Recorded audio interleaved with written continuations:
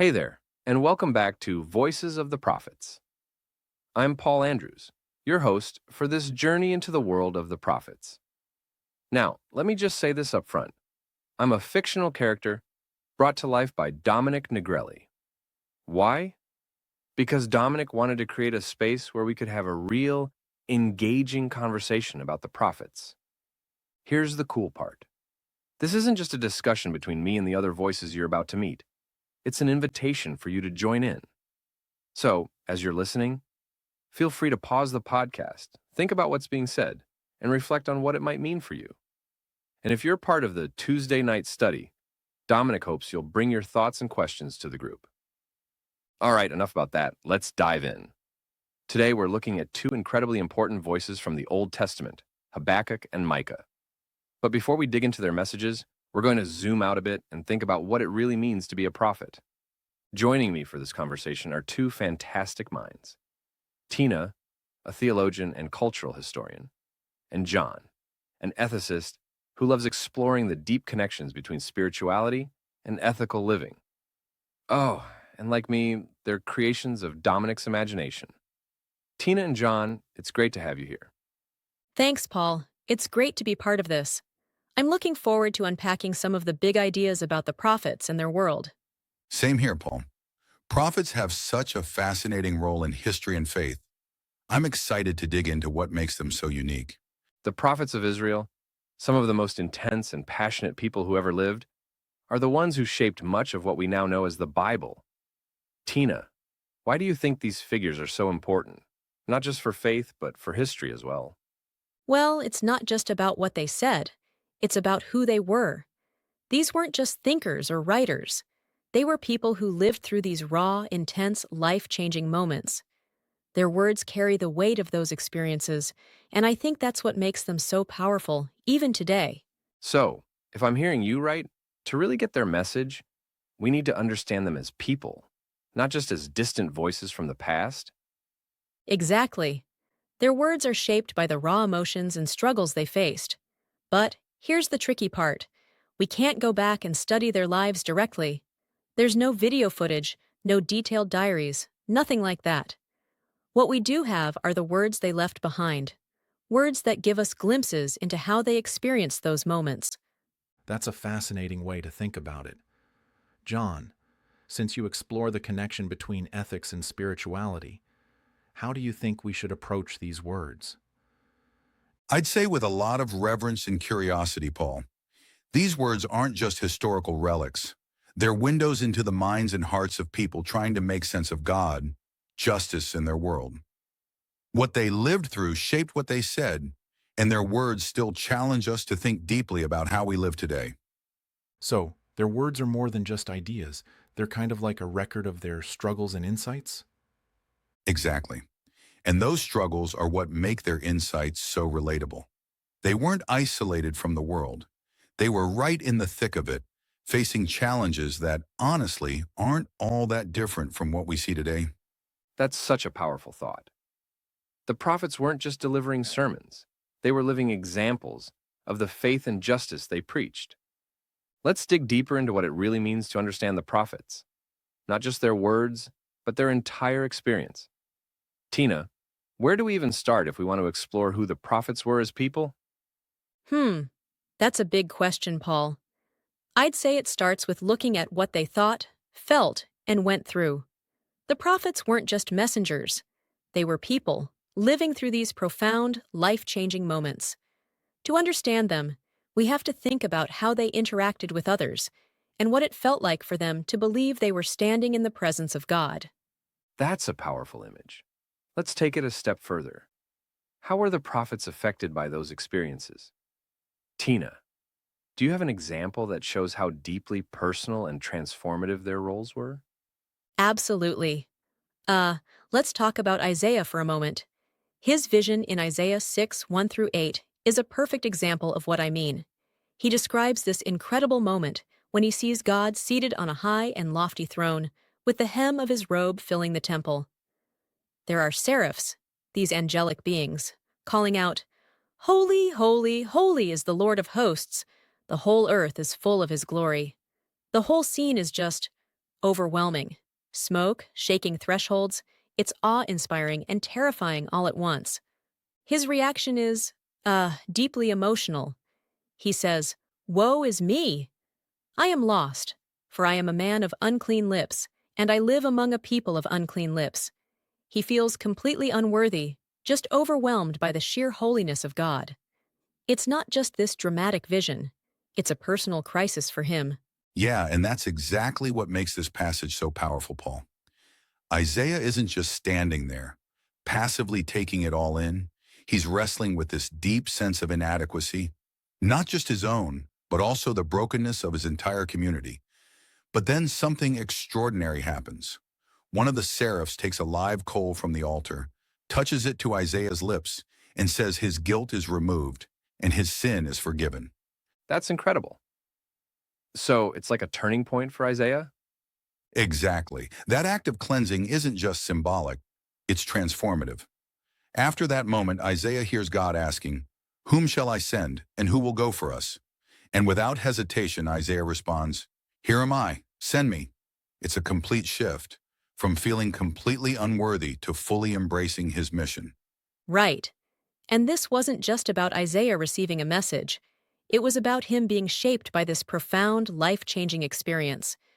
His thoughts, his emotions, and even his sense of identity, they all became part of what made him a prophet. So Isaiah's role as a prophet wasn't just about delivering a message, it was about living through an intense transformation that prepared him for that role? Exactly, Paul. And that's what we can't forget. The prophets weren't just messengers. They were people who lived out their messages in deeply personal and often painful ways. So it's not just about those moments of inspiration, but about the whole picture of who they were? I'd say so. When we talk about their consciousness, their awareness, it's not just about those big, dramatic moments. It's about everything that made them who they were, their thoughts, their emotions, and how they understood and interacted with the world around them. John, how do you think traditional views of prophecy approach this idea? Well, traditional views often focus mostly on the supernatural aspect of prophecy, as if the prophets were just instruments for God's voice. And while that's an important part of it, it sometimes overlooks the human side of the experience, their emotions, their reactions, and even their struggles. So you're saying they were more than just mouthpieces for divine messages? Exactly. But there's another extreme too. Some psychological approaches try to explain prophecy entirely as something that came from within the prophets themselves, like it was all in their heads. And that doesn't quite work either, because it ignores the way the prophets felt they were responding to something much bigger, something outside their own thoughts and emotions. Right. The prophets weren't just making these things up. They were responding to what they saw as a real confrontation with something divine, something they couldn't ignore. So understanding the prophets means looking at both sides, the divine inspiration and the human response. It's not one or the other, it's both working together. Absolutely. And honestly, that's what makes their story so compelling. They force us to think about how the divine and the human intersect in ways that are deeply personal and profoundly meaningful. That's such a rich perspective.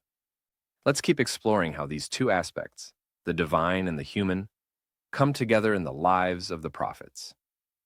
Now let's shift the focus to Isaiah and his transformative experience. Here are a couple of reflection questions for you to think about. Question 1. Isaiah's vision in the temple left him feeling unworthy and overwhelmed, but it also transformed him, leading to his bold response, "Here am I, send me." How do moments of personal challenge or even crisis in your own life shape your sense of purpose or calling? Question 2. The live coal touching Isaiah's lips was both symbolic and transformative, cleansing him and preparing him for his mission. What does this say about the connection between inner transformation and being ready to take on a greater role or responsibility? Prompt. What are your thoughts on Isaiah's experience? How do his emotions and transformation resonate with your understanding of personal growth, purpose, or faith? Feel free to pause the podcast here to reflect on these questions, or bring your thoughts to our next group discussion. We'd love to hear your perspective. So let me make sure I've got this right. You're saying that when God spoke to a prophet, the prophet wasn't just sitting there, completely passive. Their own situation and response were part of the whole revelatory event. Is that what you're saying? That's right, yeah. Huh. That's a fascinating tension, because it's not as simple as saying, it's all God, or it's just the prophet's imagination, right? There's something more nuanced going on here. John, how do we even avoid falling into those extremes? Good question indeed. I think the key is recognizing that the prophets existed in a really unique space that doesn't fit neatly into either of those categories. Let me put it this way. Imagine a musician playing a beautiful piece of music. The composer wrote the notes, sure, but the way the musician interprets and plays them, that's where it comes alive. The emotions, the dynamics, the personal touch, that's what makes it something special. So you're saying the prophets weren't just like speakers blasting out words without their own involvement? That's right, but maybe more than that. Their words came from this blend, a combination of revelation, what they believed was God communicating with them, and their own personal response to it. It's this interaction where something external meets something deeply personal. Oh, I like that, John. Here's another way to think about it. Imagine someone reading you a letter from a friend. The words in the letter are the friend's, but the way the person reads it, their tone, their expression, that's their own interpretation. The prophets were like that. They were delivering a divine message, but their feelings, thoughts, and personalities shaped how they brought it to life. That really clarifies it. It's not just about the message, it's about the person delivering it. And when you think of it that way, it makes the prophets feel a lot more real, doesn't it? Completely. It's what makes their words so engaging. They're this powerful mix of the divine and human, coming together in a way that still resonates today. So their role wasn't passive, they were active participants in what they were saying, right? Absolutely, Paul. Their personal experiences and emotions weren't just background noise. They were deeply tied to the message itself. When a prophet called out injustice or spoke about hope, it wasn't just words on a page. It was their whole being responding to what they believed was God's presence and purpose. That's intense. Can you give us an example of what that looked like? Sure, one of the clearest examples is the prophet Jeremiah. His personal experiences and emotions were completely intertwined with his message. It's almost impossible to separate the two. Let me read from Jeremiah 27-9, where you can really feel how deeply involved he was. He says, "O Lord, you have enticed me, and I was enticed. You have overpowered me, and you have prevailed. I have become a laughingstock all day long. Everyone mocks me. For whenever I speak, I must cry out. I must shout violence and destruction. For the word of the Lord has become for me a reproach and derision all day long. If I say I will not mention him or speak any more in his name, then within me there is something like a burning fire shut up in my bones. I am weary with holding it in, and I cannot." Wow, that's a powerful image. It's like the prophets were this bridge between something divine and something deeply human, creating something completely unique in the process. Exactly, Paul. Jeremiah is often called the weeping prophet because of the intense emotional pain he went through while carrying out his mission. And this passage really shows that struggle. He feels completely overwhelmed by God's calling. On top of that, he's mocked by the people around him and crushed under the sheer weight of the message he's carrying.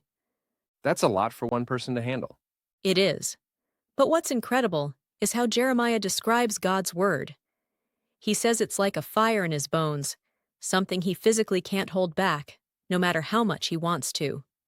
It's burning inside him, and the only relief is to let it out, even if it costs him everything. And that's what makes Jeremiah's experience so profound.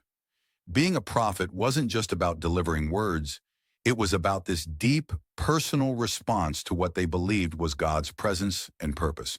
Jeremiah's pain, his doubts, and even his exhaustion were all part of the message. So it's not just about the words they spoke, it's about everything they felt and lived through as they delivered them. I can't imagine it any other way. the prophets were completely connected to their messages in a way that was raw, emotional, and deeply human. Jeremiah's story is a powerful reminder of that. It really makes you think about the depth of their commitment. Let's keep exploring how these deeply personal struggles shaped their messages. All right, listeners, let's take a moment to reflect on what we just heard. Jeremiah's experience gives us so much to think about, especially the intensity and personal nature of his calling as a prophet. Here are a couple of questions I'd like you to consider. Question 1.